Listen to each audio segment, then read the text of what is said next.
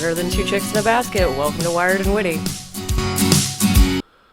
Hi, everybody. Welcome to a new kind of thing we're doing here on Wired. And Witty. So Witty's back from New York, which is awesome. Woo. I haven't actually got a chance to talk to her much. I talked to her a little bit yesterday morning before I had to head to work, so I'm sure she's going to have all sorts of fun stories to tell. But we figured we'd try out. We've been talking about this for a few weeks now, doing like a kind of a podcast thing. We're going to try to keep this around 30 or 45 minutes. We'll see where it goes. But this is kind of off the cuff, just talking about recent events, video games, things like that. So, yeah, should be fun.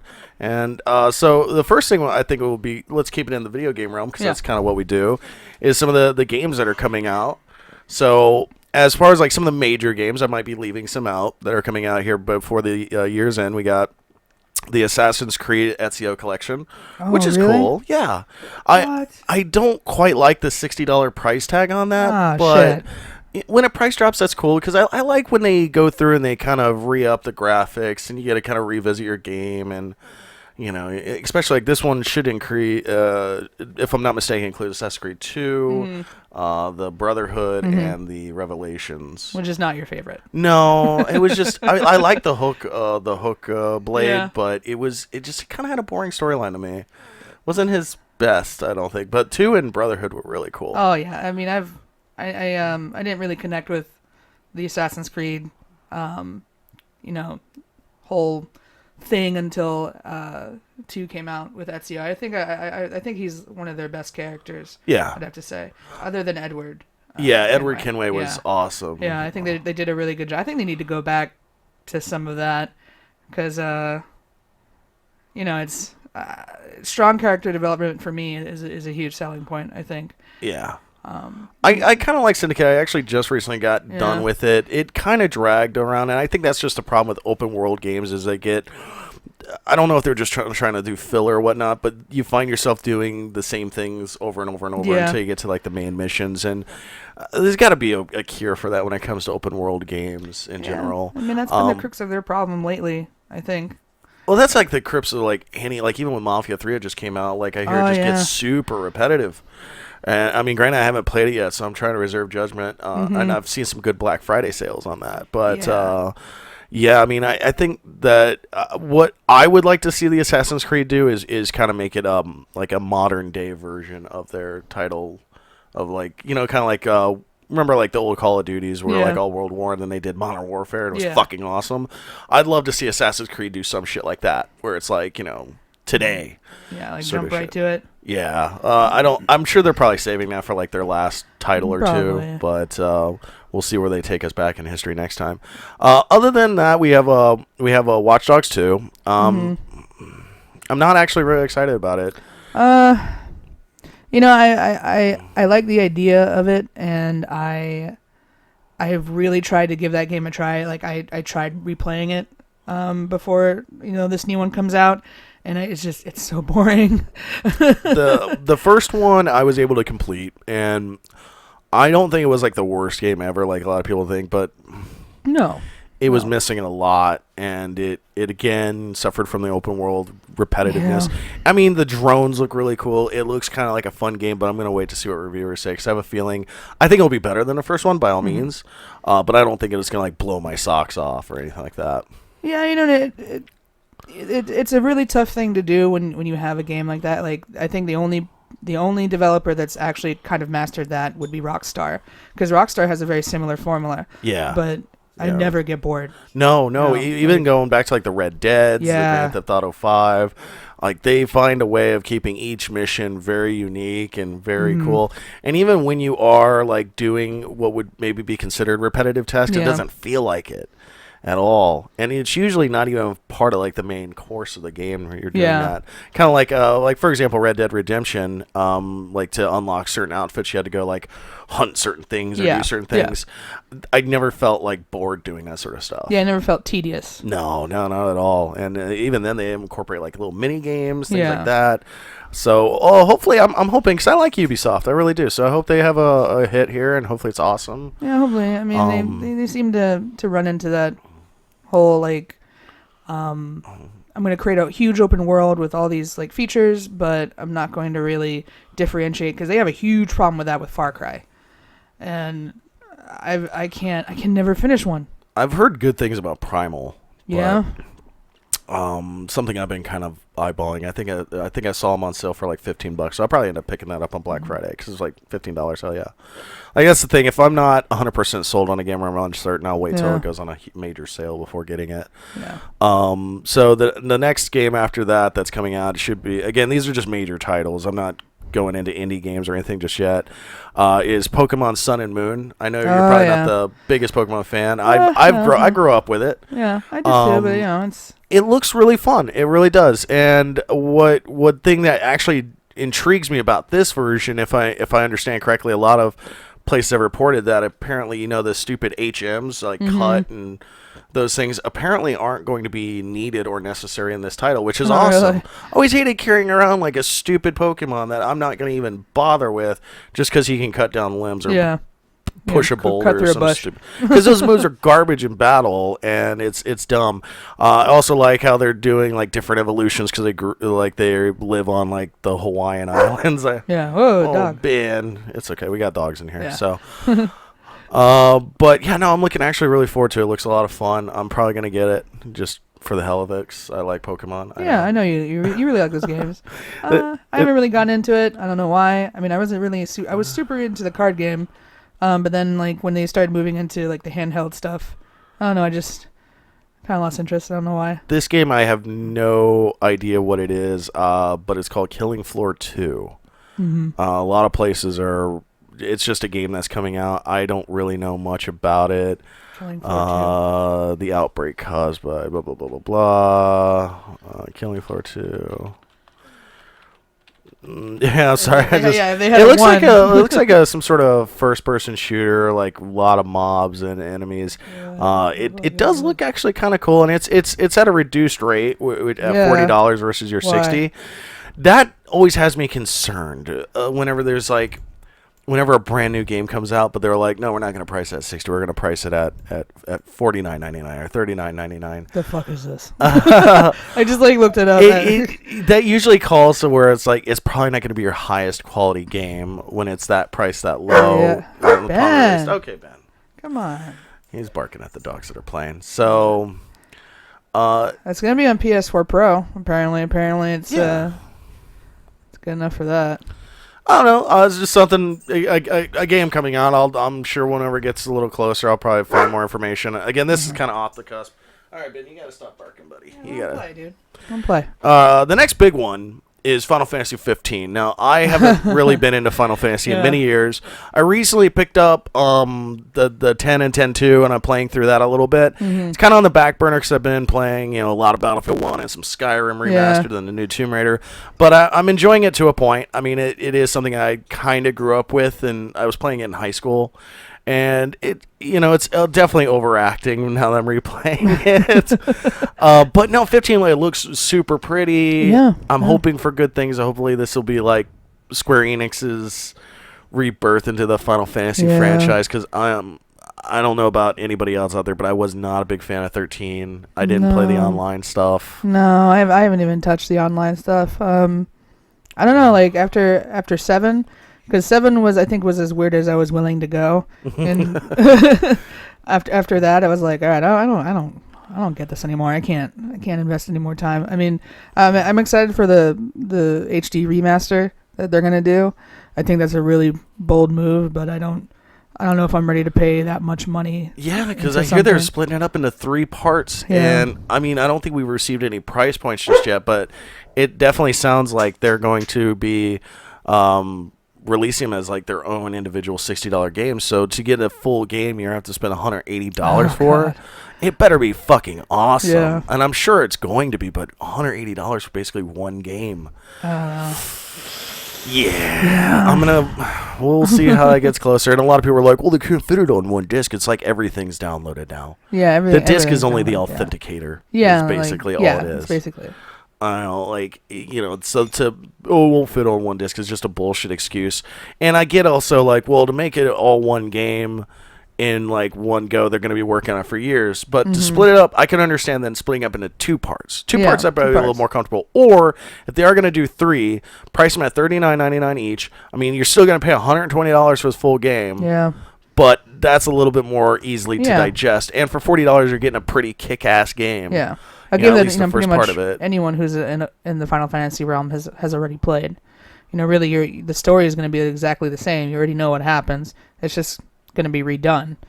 It just looks better. And it's going to have a whole new combat system to it. It's no longer turn-based. It does look awesome as fuck, and I'm hoping for good things for it, but we'll see. And like you said, I'm mostly concerned with how much is this game going to cost me at the end of it. Are they going to do stupid season passes and other shit to even cost more money? Probably. I know they're going to do like bullshit collector's editions for like little figures or something. Oh, yeah, I was looking up one for Final Fantasy 15, and it's like the Ultimate Collector's Edition is like an Audi.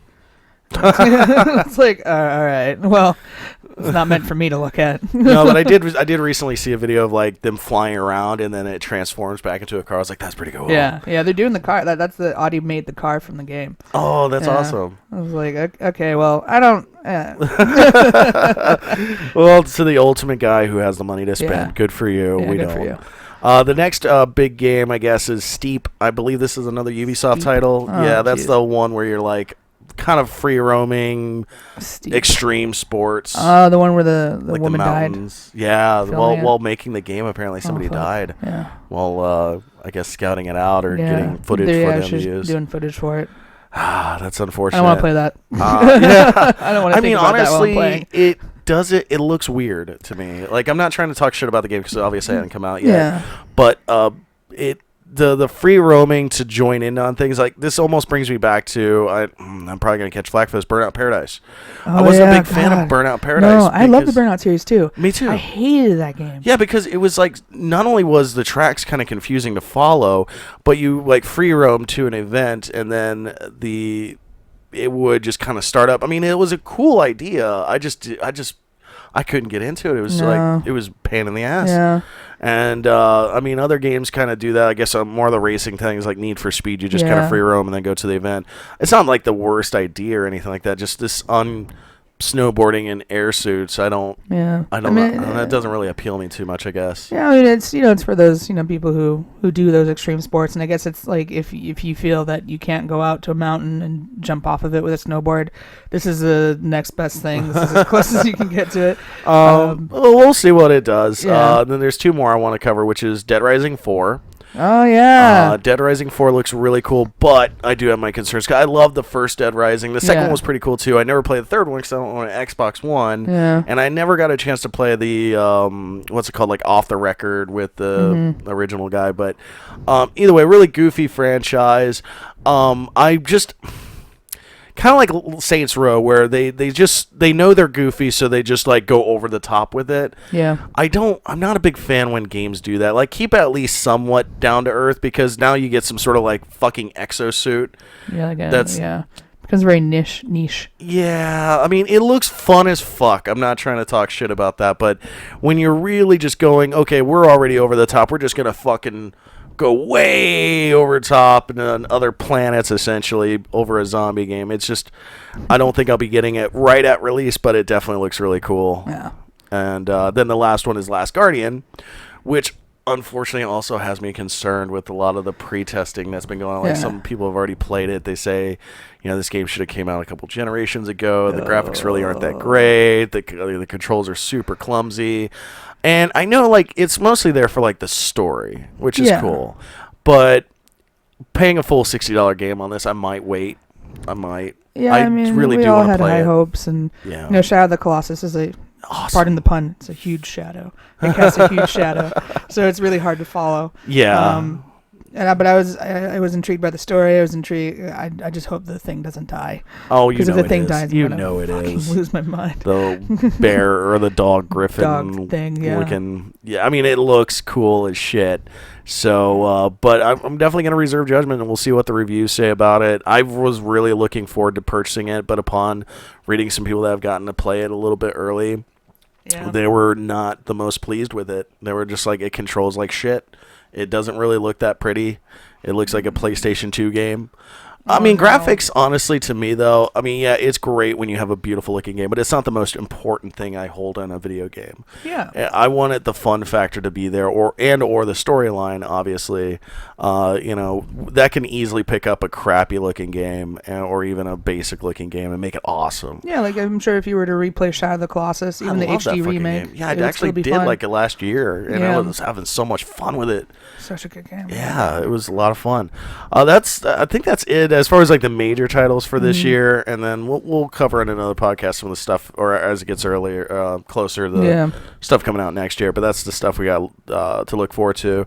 I'm really tempted to pick up Final Fantasy 15, so I'm sure the reviewers are going to say it's great. So we'll see. I'm sure. But yeah, other than that, any other video game stuff you'd like to bring up or talk about? There was that one that I showed you. I don't know. I think it's coming out in 2017, though. Which one? It's that horror game. Shoot. Agony? Is that what it's called? Oh, yeah. That fucking freaky fucking thing with the devil titty monster thing. I know we got Resident Evil 7 early next year. You're going to have fun with that. Right. I mean, other notable ones I'm looking forward to is like Horizon Zero Dawn. You got the South Park game. Oh, yeah, the South Park game. I hope that Spider-Man game is really cool, but I think we're going to get that one. If we do happen to get it next year, it'll be like way late next year. So like God of War. I'm going to make a prediction. I think it's going to be pretty okay. Yeah? Yeah. I mean, everyone's given the suit a lot of shit. I don't care about the suit. I don't give a shit. Yeah, what the fuck? It's fucking Spider-Man. Yeah, it's Spider-Man, man. It's Spider-Man. How long has it been since we had a good he has white Spider-Man accents game? and his eyes. Like, shut the fuck up. Like, why does it get have the white fuck in out it? of here. Shut up. Like, Yeah. You also got like Tom Clancy's Ghost Recon, Of which course, is going to be really cool looking. And I'm really looking forward to Days Gone. Days Gone looks oh, awesome yeah. as shit. I mean, I'll watch it, but I don't like being chased. And that's what that game looks like. It's just all chasing. So. I don't know when exactly Agony comes out, but yeah, that's probably something you know I'm definitely going to play. I'll be watching you play that because I'm not playing that. But other than that, the Nintendo Switch looks really cool, and as does the NES Classic, in my opinion. Those will look really cool. Yeah, I think didn't that just already come out? Yeah, I think if it's not already out, it will be coming out within the next week or so. I think Polygon did a review on it. Yeah. And it got pretty good reviews. A lot of people are saying, like, if you basically want to go back to your childhood, and for $60, get it. That's not bad, actually. No, it's only $60, really? It's $60. It comes with like 30 games, so you're shit. basically looking at $2 a game. Oh my god, is the way I look at it, which isn't that bad, and it's cute. It's tiny. If you want a second controller for it, it's only $10 to buy another controller. Bad. I'd love for them to do the same with like a Super Nintendo. Oh yeah, that would be fucking awesome. Or the Genesis. That'd be. There's actually already some out there that do the Genesis. Yeah, I think it's mostly third party, but a lot of the more games like that are really good for that. I think that's already a thing. It's just not really popular because I don't think Sega made it. Okay. Sega doesn't do hardware anymore. Yeah, they don't do hardware anymore. But that's already a thing. But the Nintendo, because Nintendo holds all of its rights really, really close to the chest. They don't like people doing that sort of shit. But other people will probably argue like, oh, you could just get a PSP and turn it into an emulator and all that. But it's like it's not quite the same when you have the actual controller from it, and I think it's a really cool idea, and like I said, I'd love for them to continue doing that with like other platforms like Super Nintendo. I would love to see like a Super Nintendo Classic like that, where it's all the badass games that were out for Super Nintendo. So if it sells well, which I'm sure it will, we'll probably see that. Totally sure. As far as that goes, I guess we'll move on to another topic. I mean, you just recently came back from New York. Tell us about it. It was pretty fun. It was pretty fun. Yeah, I mean, okay, so I've been there. This is my third time being there, so I've been there. I've had the experience of, right after 9/11, and because I went there when I was for my 16th birthday, and then I went again in 2010, and now we're way past the 9/11 era. And it's so weird because, like, even in the airport, like in the Orlando airport, the security was crazy. Yeah. But you didn't have to take off your shoes or anything. But, they had, the dogs coming by and sniffing you, and just a bunch of, like, people yelling, like, everything out of your pockets, take everything out of your pockets, put your bag here. It was, like, the craziest thing. That was in New York? That was in airport? Orlando. That was in Orlando. Oh, yeah no. And then when we got to New York and we were leaving, it was a little bit more, I wouldn't say lax, but a little bit more common sense. We had to take off our shoes, but they had the whole like full body scanner and everything. And I've never done one of those yet. That's weird. Yeah. It's like you're being like, you know, like it's like Star Trek, like you're being beamed up or something. It's so fucking weird. But I mean, other than that, like, you know, going into the city, and you know, there's almost everything that we did, there was a security checkpoint. So everything that we had scheduled, you know, any kind of museum or anything that we wanted to do, they always advise that you get there early so you can go through like a security checkpoint. And I was always nervous about that because, I mean, especially here in Orlando, you know, with the theme parks, I always get randomly selected for random security screenings. I think like when I went to Disney, we got pulled aside every single time for random. And it's necessary, but then again, it's also like, really, like, you know, I have to do all this shit. I have to hold out my arms. But when I went to New York, it could have been maybe because I was with Cassie, but I didn't get pulled for random at all. And the security screening was pretty much just like open your backpack, or you know, we're gonna scan you for any kind of metal object or something like that. And we went to the 9/11 memorial, and that was finally, because when I was there, it was being built last time. And you know, I don't know if it's because so much time has passed that you kind of just stand there and you look at the reflection pools, and they have like all the names of the people who died there. And that it's etched into a giant, like they where the tower was, they built a giant reflection pool. And if there's a flower in someone's name, it's their birthday. And just you could see the mass amount of people who were in that building or in the Pentagon or in the airplanes, because there were quite a bit of white flowers. And they, you know, told us there's not a day that goes by where there's not a white flower. Oh, so that's like somebody's job is to go up there every day and put in like flowers for so and so's birthday. White flower, yeah. That's crazy. It's crazy. But then you find yourself like, okay, like I've seen it, and I see the new building. They have this huge like Oculus thing that they built. That's like it looks like it's a mall. It's like with fancy stores inside of it. They have an Apple store inside of it, a 3-story Apple store, but it's all white marble. Oh, damn. Yeah, everything is encased in white marble and glass, and it's also a train station. And the outside is meant to look like the beams that were sticking out. Oh, that's of the ground. the Central Station Apple Store, isn't it? Okay. Yeah, so cool. It was crazy. But then you find yourself like you're standing there at the reflection pool, and yes, it's sad, and I don't know if it's because so much time has passed, but then you find yourself going, all right, well, how long do I have to look at it? You know, like, so, like I don't want to be disrespectful. Like, all right, this is great and everything. But I have a question, like, because I've never been to New York, as you know, but the Grand Central Station, I always like picture like the Harry Potter about to get on the train scene. Is it kind of reminiscent of that? Because I'm sure because Fantastic Beasts is coming out, and that's based in New York. Oh, that's true. Yeah, and they have a big thing in Grand Central Station. I don't know, like every time I go there, I'm in awe because like, you know, it's all this old, it's like, you know, pre-war architecture, and you know, I even go back to, you know, that scene in X-Men when they're in the Grand Central Station, and it's like, it's so cool. And I'm standing there like, oh, this is so awesome. Like I'm looking up, and they have like all the astronomy shit on the ceiling. Cassie is on her phone, could not care less. Oh, but God. but she was more impressed with the Oculus than she was with Grand Central Station because it's all white marble and it's fancy and it's They didn't actually film that there, though, did they? I don't know. Put in a studio. I know that with Fantastic Beasts, they did not. They actually did it. They did it in London because it was cheaper. They just recreated it. Yeah, but I mean, that would have been awesome if they could have done it in New York. But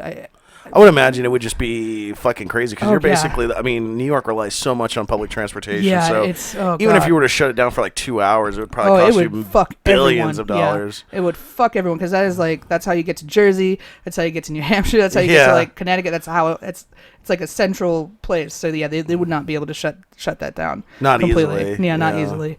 Unless they found a way, but like, maybe on like a holiday you might be able to get away with it for cheaper, or at least not impact many people. But yeah, I would imagine like filming on scene like that would not be cheap, and you'd have to be quick. Yeah. So I understand like why they may go a cheaper route for it, but that's cool.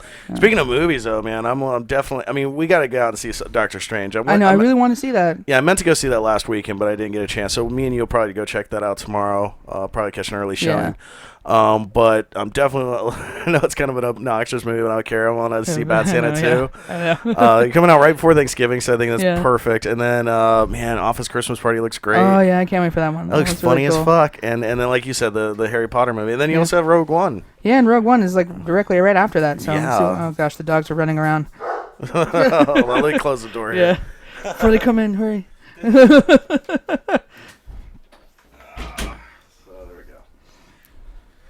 We're back. Yeah. That's all right. So, yeah, I mean, definitely a lot of cool, fun things coming out. But I do want, I know you already told me this story, but for the podcast, go ahead and tell them your Ellis Island event. Okay, well, I did. For pre-contact, I was in a pretty horrible mood that morning, and Did something happen to put you in that bad mood? no, it's just like because it started getting cold, and I have teeth problems. So Okay. the worst pain that you can ever experience, I think, is pain in your in like with your teeth, because it literally felt like someone just took like a tip of a knife and put it under my tooth and was just like twisting it slowly. Hey, Yeah, you should probably so- go to a dentist soon. Check Yeah, that I out. should. I know. But every time I like go, okay, I'm gonna go to the dentist and I'm gonna get this fixed, it stops hurting. Or just because I usually just swig alcohol in my mouth and then it stops hurting. So, but Or just like use a lot of mouthwash each day. Yeah. But either way. Okay, so you're in a shitty mood. I was in kind of a bad mood, and Cassie, she like I told her, okay, we have to get there like an hour early because they said that we have to do a security check-in. And she wasn't worried about it, and I was like, I'm worried about it, so let's go. So you finally, get there, and I'm used to tourists, because we live in Orlando. Oh yeah. But this is like a whole different kind of tourist. I'm used to like the Brazilians and the English people. Well, people and that's another thing too. When you deal with tourists here, it's always in like if it's not at. It's always around iDrive. Yeah. Anytime you go around iDrive to the Disney area, you're going to deal with people from other countries or states, just tourists in general, and you may occasionally run into someone on the beach. But like I would imagine New York, they're just fucking everywhere. Oh yeah, they're like crawling all over you. Yeah. And it's like even like us being there, and we've only been there like, and obviously I think we look like tourists because I'm there taking pictures. Yeah. But like we have tourists coming up to us asking us what train do we take. I'm like, I don't fucking know. Like I'm as lost as you are. I just got off where I thought it was interesting. Like I don't fucking know.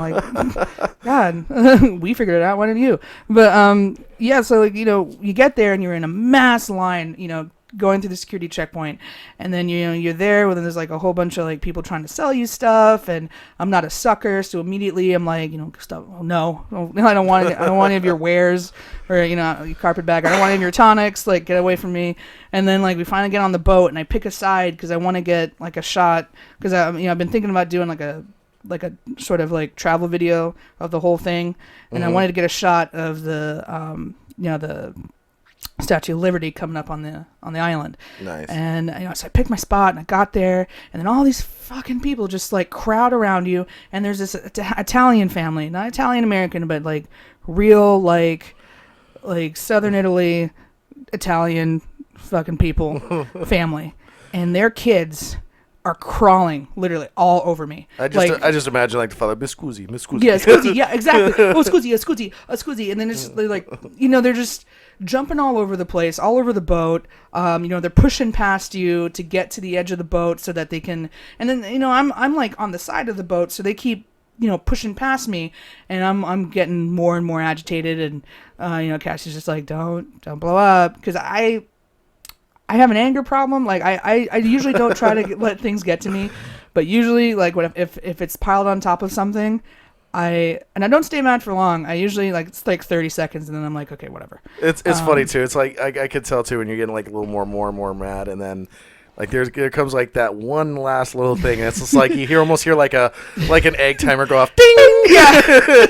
and then oh, And that's exactly what happened. So like the thing that did it was I was sitting there, and this kid basically just I don't know if it was a kid or if it was someone, but they put their hands on me, on my shoulders, and literally like pushed me aside while I was sitting, and it just happened, and I was just like, you fucking little monkey motherfuckers, take your I lost my mind, like control your fucking children. And then all of a sudden this guy like comes out of nowhere, and he's like, did I touch you? Did I touch you? You need to calm down and blah, blah, blah, blah. And I'm like looking at this guy like, you're really going to do this? And I'm sitting there and my hands are like shaking and I can feel Cassie like looking at me. And I'm like, I don't want to cause a scene on the boat. I don't want to, I don't want to be that person that gets on a fight with Italian people on the way to Ellis Island. World Star. Yeah. And like I stand up and I could like feel Cassie like staring at the back of my head and I just asked him this one simple question. I'm like, well, are you with that family? And he was like, no. And I'm like, well, then what the fuck are you talking to me for? Get the fuck out of my face. And then it's just like back and forth. He's just like, calm down. I'm like, fuck you. Like, and it's just like a shouting match. And then finally, I sit down and she turns to me and she's like, you done? You get it all out? Are you good? And I'm like, yeah, I'm fine. And like everyone on the boat is just like, Thank God. And it's an awkward, silent ride. We're passing by the Statue of Liberty and all it represents and hope and, immigrants coming into New York. And there I am just fucking sulking and mumbling to myself about fucking Italian people. Oh, shit. Yeah, so, did you get some good shots and everything, though, even in your fury? I did. And, cool. Because, eventually you will get to take a picture of it. You get on the island. And again, it's like another one of those things like, okay, well, how long do I have to look at it? All right. I have one other question regarding your New York trip. What was up with the titty bounce house? Oh, my God. Okay, yeah. We went to the sex museum, and which is, if you ever end up in New York, it's a very small museum. Go because it'll be like anything. It's unlike anything that you'll ever see. And yeah, they had for $3, you could spend 3 minutes in a bouncy house that was entirely breasts with titties. And I like went in there. It was just me and Cassie because anything that I want to do, she's like, okay, fine, we'll do it. And so she's sitting there and like twiddling on her phone, like sitting on a nipple. And I'm just like pressed between two breasts, just like. Were you jumping around at all? Oh yeah, I was jumping around. I was bouncing off of them. They're actually they were pretty sturdy. It kind of looked like sort of like Ed Gaines sort of thing, where it was like a bunch of like sewn up breasts. But once you get past that, rolling around in a room full of breasts. It'll calm me right down. Was that before or after your fight in Ellis Island? It was actually before. That Yeah. would have been a perfect medicine. I know that would have been perfect, but I don't know. I mean, I saw a lot of things that I didn't want to see. They actually had because I went to the animal exhibit that they have there, and that's a whole thing in another of itself. But they had a panda. They had a panda porn. Yeah, where well, it's not panda porn. They show, because pandas, I guess they don't. They're all raised in captivity. Most of them are, so they don't know the in and outs of what to do when it comes to mating. So they show them other pandas having sex so they can learn. What? And they had a bust, a statue, probably my height, of pandas doing it that I had to stare at. Because I love pandas, if no one knows. That's like my spirit animal. And so it was kind of like, ugh. Yeah. There was a 3-tiered deer. So there's one deer on top of another deer, and then there's another deer on top of that deer. A huge statue of that. And we're just going at it. It was weird. But other than that, it's pretty interesting. Yeah. The other thing too, I noticed. I mean, you pretty much left on your first day off and came back, and then worked on your next day back. Pretty much. Was that stressful at all? Actually, no. I mean, like that doesn't happen to everyone. The job that I have is low stress, pretty much. Okay. So I mean, yeah, the day before that I was supposed to leave, I had a giant case of the fuckets, and I actually like messed up on one of my calls like so bad because I was just like, I'm not here. I'm not here at all. And, that was before you left to go. Yeah, my manager was like, all right, you're already in New York, so I'm going to let this one slide. But, when you come back, you need to be on your A game. And I was like, okay. And I came back, and, I sat down at my desk. I actually got moved around because they expanded a different department, so we had to get moved. But everything, like I came back, and all my desk was all set up, and I sat there, and it was really slow. I think I only did probably an hour worth of work when I got in, and I had like a couple of emails, and that was it. Okay. I just granted, on most of my vacations, I unfortunately don't get the opportunity to travel, and even when I do, it's usually not very far. But whenever I used to travel all the time on my vacations, I would always come back like a day or two before just to unwind, turn my brain off because. But you said it wasn't that bad coming back and going right back to work. That's cool. That's cool. You're more resilient than I. Because I tried that once. I literally went. I remember flying on a couple different planes. I went to Texas and then I went to Michigan, and then I came back and I had to go to work the next day. Literally, I got back Sunday night at 8. I didn't even really have any time to get unpacked, and I had to go to work the next morning. Oh my God, I felt like I didn't even have a fucking vacation. I was so fucking stressed. I mean, with the job that you have now, though. Oh, yeah, if I had the different. job I have now, it would probably be a little bit different. Yeah, but I just remember that and was like, fuck that. So next time I go traveling on vacation, I'm going to give myself a couple days buffer. And I have done that since. I've actually make sure I come back or return to my domicile. At least give me a day or two before returning to work. Well, I mean, you should go to New York. The hotel that we were at, it's fancy as hell, and they allow dogs. They're dog friendly. Yeah, and they encourage people to bring their dogs. So you should see, that always disappoints me because sometimes they're not very clear when you just about the dog situation on the hotel sites or shit like that. So all right, I'll find somebody to look after the dogs or whatever, and then I get there and there's dogs everywhere. I'm like, God damn it! Yeah. I could have brought my fucking dog with me, son of a bitch. They're really friendly about that. That in Seattle is also very friendly about that. They have special sidewalks for people who walk their dogs. That's cool. Yeah, so I mean they're totally accommodating. I didn't see one cat there though, which is kind of weird. It was really weird. Not even in a window or anything like that. Huh. But yeah, that was kind of weird. But yeah, they're really dog friendly there. You should. Cool. The next thing I think we should talk about, just because it's kind of the talk of the town and things like that, but fair warning, I would recommend not only to myself, but Sasha, we're going to try to remain as neutral as possible, because I have friends on both sides of the thing, and if you're not already picking up what I'm putting down, it's the presidential election just recently finished, and now we have President-elect Trump, who's going to be taking over in office. That does feel weird to say. I'm not going to lie. If you had President Trump, well, there's one thing is I think because I was watching H3 the other day, and I think Ethan put it the best. You want anyone who's elected into that office, no matter what party they are, you would want them to succeed. Right. It's like if you're saying I hope he does a bad job, it's like he said he used the analogy of you're on a plane filled with people that you hate and you're wishing that the plane would go down and kill everybody, including you. Yeah. No, I honestly, I know a lot of people are losing their minds. Some people are overly happy that he's president. I'm gonna stay neutral because I did a write-in. I did a fucking hilarious write-in. Don't tell him though. You should go to his channel. We'll put a link to his channel. Go to Pat Attacked, and it's currently my most. But it was I voted early or some shit like that. It was the name of the video, and enjoy, because I got a huge kick out of doing that, and I just wanted to stay neutral. And a lot of people will the one thing that pisses me off most. I don't care if you're on either side, is when you say you wasted your vote. You voted.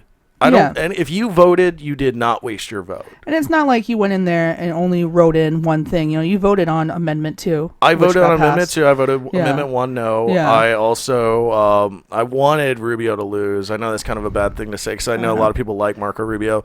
The main thing that rubs me wrong about Marco Rubio is he does kind of go against what he platformed for. But my biggest thing is he has a huge absentee voting. Yeah, he's never there. I mean, and all you have to do is pretty much push a button.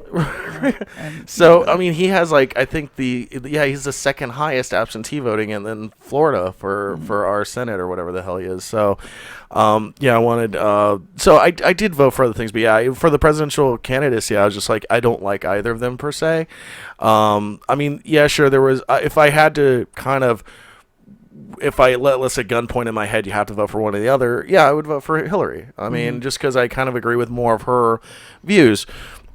Because I know Trump's for other things other than the goddamn wall. But my whole thing is the whole El Chapo thing was already unveiled. They have underground tunnels that go right into this country. It'd be a waste. We can build a 200-foot fucking wall, and it's not going to do jack goddamn shit. And to expect Mexico to pay for it? The only way I would see smartly, the only way I could see smartly getting Mexico to pay for it is when we do exports to Mexico, we increase the tax very slightly for a certain number of years until that's covered. Yeah. And then when it's covered, the taxes would go back to normal. That would be the only way I would see Mexico would probably be on board. But that's such a slow and steady. Right. Sort of You'd have to raise it such a small amount to where you're not really shitting on anybody. And then it would probably be in place for like the next 20 years or some crazy ass shit. I just think a wall is kind of a useless. Like, I'm all for fucking border security. I mean, that is cool as shit. But building this giant fucking wall, I don't think is gonna. I mean, it's not gonna really help much. And it's gonna cost way more money than it needs to be. That I think could be applied towards other things. Yeah. But yeah, I mean, everybody's reaction is different to it, and like you said, you know, we're all on the same plane. So I'm not hoping the guy does bad, and I did see his victory speech, and it was very humble, very hopeful, you know, and I know like everybody said that when like Obama won is like the world's gonna end, you know, like he's gonna like do all this with Muslims, and he's gonna basically turn America into terrorist breeding ground or something like that. That didn't happen. No, and we're all saying that about Trump, is like Trump's gonna like go around and I don't know, grab everybody by the pussy and fucking kick out everybody whose like skin color is different than white, you know. And I don't foresee that happening either. I hope with checks and balances in place, even with all Republican Senate and House, that's not going to happen. No, I mean, I don't want to end up in an internment camp, and if it does get to the point where I'm seeing shit kind of go, you know, downhill, because I mean, it did happen. It happened in history. You know, they did it to the Japanese, so it's not like it's impossible. But you know, I'm gonna wait it out. You know? Yeah, and also I did look at his 100-day plan, not in great detail, but some of the things does look somewhat appealing to me. Like the first one he wants to propose, which everybody, even in the Senate's completely against, is a constitutional amendment to impose terms on all members of Congress, so they can only serve so many years. And the main argument inside of Congress currently regarding that amendment is that it's called elections. It's like, yeah, but you can keep getting voted in. That'd be like Obama continually running for office for presidency. You can't do that, and I think all political offices should have a time limit on them, regardless of what it is, a governor, a senator, whatever, even a judge, you know, sheriff, all that stuff. I think you should only be allowed to go for a certain number of time. Yeah. He doesn't define exactly how long, but you know, it's only fair, because when you're in a position for too long, especially a power like that, corruption can almost be inevitable. I mean, a perfect example would be, you know, like anyone who's at a certain job for a long period of time. You know, when you're at that certain job, you know, when in the beginning you do as much as you can, as well as you can, but then as time goes on, you find as many loopholes as possible to get your work done faster. Yeah, like shit. I can even do it with my job. Yeah. Like when I first got there, I was busting my ass, but then I realized I don't have to bust my ass this much. Yeah. And now I like like a few hours of my day are spent watching YouTube, but my job's done by the end of the day. Yeah. But yeah, if there was like a limit on my job, or I had to like impress somebody to keep my position, I might be a little more under the gun to get things done. But again, I don't really have a position of power. These guys kind of do. Yeah. And one other thing that I'm kind of okay for, depending on how it goes, is he's wanting to put a hiring freeze on all federal employees to reduce the federal workforce through attrition to kind of save the government money. This is exempting military, public safety, and public health. Yeah. So that could actually help, because I think like there are like maybe too many people in federal government, but that's going to be something that they're going to have to look for, I think, on when you look at each branch or each portion that is federally employed. But I think there probably is a lot of fat to cut in the government, and I'm sure as a businessman, I'm sure his business is to run as efficiently as possible. He doesn't want to pay somebody to basically sit behind a desk and not do anything. And I think if anything, he's probably going to be good at cutting things that are completely unnecessary. But I'm also a little fearful he may cut things that are necessary that he views as unnecessary, but is an absolute necessity, and it could cause some problems. So that's one thing that I'm kind of okay with, but I'm also kind of fearful of. That's something they're gonna have to wait and see. Right. And again, just because he's proposing all these things doesn't necessarily mean they're gonna get done. Right. It's gonna get done. He is also. I kind of like this too. He says that for each new federal regulation, 2 existing ones need to be eliminated. Because I don't know if you've ever looked at some of the stupid ass laws that are still in place. Like, there's still a shitload in place regarding horses. Yeah. Back from like the 1930s. Yeah. Like, yeah, we can go through and cut some of that shit out so you can have your new whatever the fuck, you know? There's a bunch of like laws in place that I'm sure like most cops probably don't hit people for because they don't even really aren't aware of them. But if they really look through their book, they're like, oh, this right here, you know, like it's like, wait, what? That's a law? Like, there are some retarded laws out there. So that can be pretty cool. We'll see.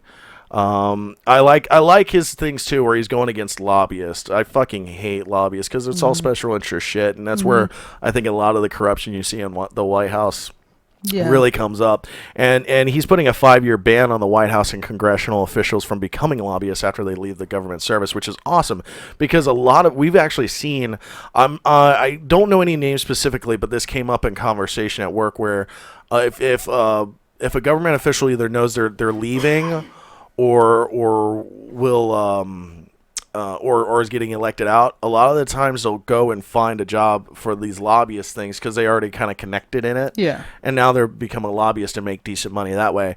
And even some to a point, I know there's one guy got busted using government money, like government, like he used like a government like helicopter and transportation to basically go interview and apply for these jobs.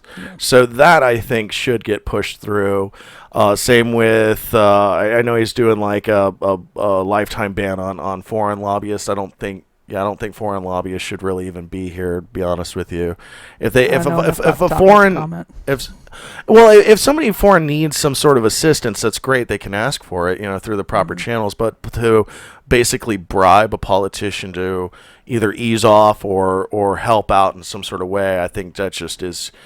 It can get a little fucked up. So again, a lot of this is going to be wait and see. And there's plenty more if you actually go through his 100-day plan. And for all I know, like either all or none of it's going to get through. And it's like one of those things. Like if anybody, I know a lot of people out there are probably like, why are you putting this guy on a platform or whatever like that. It's not that we're praising this, but at the same time, we have to give this guy a chance, regardless if we like it or not. Right now, he has to do a good job. And the best analogy I come up with, because so like Stephen Colbert was talking about it, you basically have on each side of the party, you have like 50% of like leftists, which I kind of lean a little more to the left. I'm not a fucking extreme leftist, but I probably see more of their views are more in line than my right, but I still look at some of things on the right and I agree with. So I'm kind of like in the middle, I like to say. And you got 50% of like the leftists, like the super extreme, that think like the rights are all racist and white supremacist, and that's not true. And then you have 50% of the right wings like, oh, they just want to take all of our guns away and all that, and that's not true either.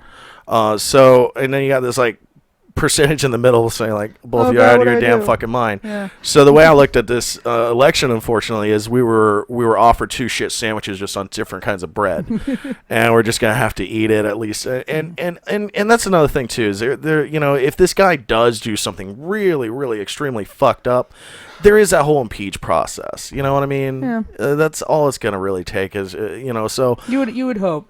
But you would hope that there would be checks and balances in place. Yeah, no, there definitely are. I mean, the day that it happened, I of course was upset. Being gay and a woman of color, everything that he presented in his campaign was against everything that I am. And I took a day to be upset about it. But now it's time to just kind of buckle down. It's just crazy because I thought that would be like everybody's kind of reaction to this election, especially like after, because everybody projected Clinton to win. Now Trump won. It was like kind of crazy for a moment, but I'm even still pulling up my Facebook feed. Yeah, and I'm finding like my liberal friends are really still like, some are being reasonable. I'm not saying all of them are, and like, okay, well, we're just gonna have to deal with this, and that's fine. But some are still being like really crazy. Like one of my friends, like, I don't have a job, and now Trump's president. Oh my God, the world's gonna be crap. It's like you didn't have a job before he got elected, right? It's like that has no bearing, and it's not like, and a lot of people put too much blame, I think, on government for their own woes, and it's like, no, you're not employed because you suck. Like, you know, like you need to look at yourself and find out where I fucked up as an employee, or where I can look for a job, what I need to do. President Obama or Trump or Abraham Lincoln has nothing to do with you being unemployed unless you're in some sort of weird field, special field that is no longer viable, right, or being funded or some shit. Then you can be like, yo, fuck you, president, but you working at JCPenney and you get fired. No, you're not working at Lockheed Martin, who depends on military funding. Like, you're not working at you know, you need to like just fucking cowboy the fuck up and do something, you know. So but yeah, it's gonna definitely be an interesting few years. We're gonna see my other thing too that I'm not, look, I'm sorry, you look at any sort of scientist, I mean, we are in, like, a lot of them are saying, like, oh, we're in a cooling phase with the planet. No, I mean, global warming and pollution is at a really all-time high. Yeah. And I watched that documentary with Leonardo DiCaprio. It was really cool. Yeah, I need to watch that. Oh, it was actually a really good documentary. I mean, granted, yeah, I know it's going to show, like, any documentary is going to show its one view. So I always, like, try to even then remain neutral while watching these things. But you know, we do have an actual fragile planet that a lot of people don't see it being as fragile, or we can take it. It eventually is going to be a tipping point. I don't think we'll see any sort of like really, really negative effects in our lifetime, but maybe the generation after that will definitely see some of the negative effects, and things like clean energy, solar, and all that things I think really needs to be pushed through a lot faster. And Trump is completely against that. Yeah, and that's one thing that clean coal. Yeah. A clean coal. Is there such a thing? You know, and that just kind of saddens me, because I mean, honestly though, like, I would love to solar my house. I just don't have the money for it right now. You know, even like I've been talking about one year when I get my refund, I'm gonna put up a solar panel for just the water heater. Yeah, because that over time is gonna save me at least $20 to $30 a month, and that's the one thing that I don't understand. Like, people, if you could install this one device that would cost you a few $100, and it would lower your current other bills, like everybody has an electric bill for the most part, by a margin or even a significance. I don't see why. Like, if you could install a device on your car right now to where you don't have to put as much gas in it, I think everyone would be all for it, you know. And if anything for that, and I think if we, like, one thing that that politicians do have some sort of impact for is to influence behavior, and they do that through taxes, kind of like the smoking tax. Yep. And we're smokers, so we know that it's more expensive to smoke cigarettes because of taxes, because they want to discourage that behavior.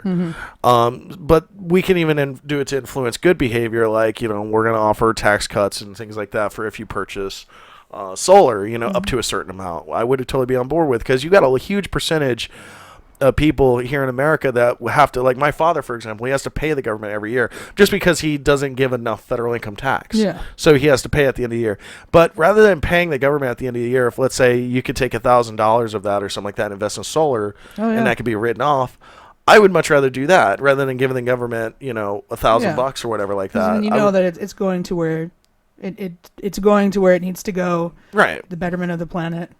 And also, like, the betterment of people. Like, now you got a person who's not quite as paying as much as electric, so he's got other money to go towards things, and that could honestly, in a way, stimulate the economy, so to speak. If you not looking at $200 electric bills, and now you're looking at $100 electric bills, you have an extra $100 a month to go out, or to, you know, I don't know, eliminate some of your debt. I don't know, just whatever, buy flowers. Like, either way, I don't see the harm in it. Like, you're helping in a way, contributing to the economy by saving that. And I don't know, like, call me a hippie, I don't give a shit, but I'm all for clean energy like that. And I think what's his name, The guy that does Tesla. What the fuck? Elon Musk. Oh, that guy's awesome. I love that dude because he's rich as fuck, and he's just like, you know what? I want to make the world a better place, and I wish we had more like-minded people like that. Fuck it, we're going to Mars. I just wish we had more like-minded, powerful CEOs and politicians that were like, I want to change this place. I want to make it better than when I left it. And the people that unfortunately do have a lot of money, unfortunately uses it just to make more money or to use it to their own ends rather than, I can actually make a significant impact to the world. If I was in a position like Elon Musk is to like basically do things to help others out, that's great. Yeah. He's even offering a lot of his patents to other people. Now, I know there's kind of a two-way street. If you want to use my patents for your products, that's great. I want to have access to your patents. Yeah. But I mean, what's the harm? Yeah. Like, I don't know when you're looking at it whole. That about wraps it up for me. Did you want to mention anything else? No, I hope. This is probably, we're not going to touch too much on the politics. I mean, no, this is Wired and Witty 2020. Though. It's kind of the hot button this week because of the presidential election. Today's Veterans Day, so happy Veterans Day. Definitely, if you see a serviceman out there, make sure you shake their hand, give them a hug, salute them. And that if anything, I agree with totally. I know the right side is totally gung ho on military support, and I am too. Like all of our servicemen and women. Deserve respect, and so they're the reason why we can fucking talk on the podcast and play our video games and bitch and moan and gripe. But also, if you guys like this stuff, be sure to leave us some comments. If you guys want us to talk about certain other things, we're gonna probably try to do one of these a week. Yeah. And make sure you subscribe, hit that like button. Definitely want to do a Christmas one. Oh yeah, fuck yeah. Yeah, we're gonna do that one. So we'll do all sorts of fun ones. Thanksgiving and Christmas and we got a lot of things planned, and I know the channel is looking pretty okay. I think right now. Yeah. And I think we have something good, and Reddit has been a good source of feedback, and almost every comment that we get is that we're probably way ahead of the game, and that's good. We have good chemistry. That's because we're awesome. Yeah, we're fucking awesome. Yeah, but I hope you guys like this, and let us know what you think. That's all we ask, and if you don't like it, that's you're entitled to your own opinion too. That's cool. I'm not gonna hate you anymore. And our channel, our rules. But again, you can always comment, and we look at those. If there's something you want to see us playing, if there's something you want to see us talking about, let us know. Yeah. All right. Well, that about wraps it up for this first episode of podcast episode. We don't have a name for it yet, but we'll have it in the thing. All right. Yeah. Please do keep coming back on Wired and Witty. Yeah. See you guys. See ya.